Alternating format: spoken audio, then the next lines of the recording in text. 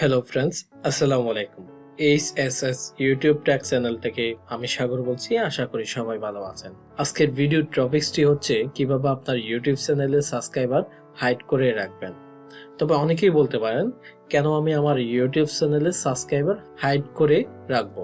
তাদের জন্য বলে রাখি, ধরুন আপনি একজন নতুন ইউটিউবার, আপনার সাবস্ক্রাইব সংখ্যা খুব কম।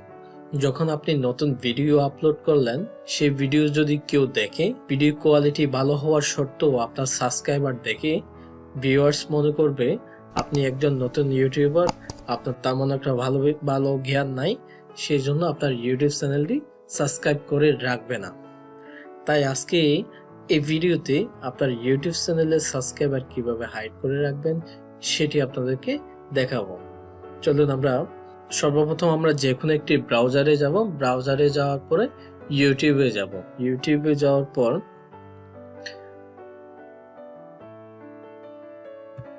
এখান থেকে আপনার সেটিংস অপশনে যাবেন। সেটিংস অপশনে যাওয়ার পরে চ্যানেল স্ট্যাটাস এন্ড ফিচার্স সেই অপশনে যাবেন। সে অপশনে যাওয়ার পর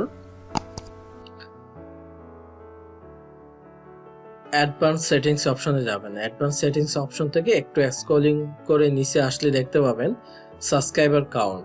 এখানে টিক মার্ক দেওয়া আছে, display the number of people subscribe to my channel. এখানে যখন টিক মার্ক দেওয়া থাকবে তার মানে হচ্ছে আপনি আপনার সাবস্ক্রাইবার সংখ্যা অন্য কাউকে দেখার সুযোগ করে দিচ্ছেন। যখন আপনি এখান থেকে টিক মার্ক তুলে দিবেন, টিক মার্ক তুলে দেওয়ার পর যখন সেভ দিবেন, দেন আপনার সাবস্ক্রাইবার সংখ্যা অন্য কেউ দেখার সম্ভাবনা আর নাই। সেম স্টেপটা ফলো করে আপনি মোবাইলেও করতে পারেন। তার জন্য গুগল ক্রোম ব্রাউজারে যাবেন। মোবাইল থেকে গুগল ক্রোম ব্রাউজারে যাওয়ার পরে উপরে থ্রি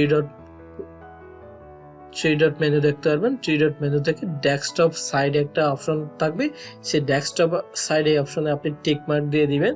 দেন আপনার কম্পিউটারের স্ক্রিনের মতো আপনার মোবাইলে শো করবে।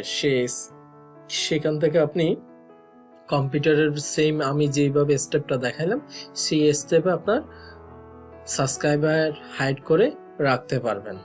ধন্যবাদ ভিডিওটি দেখার জন্য।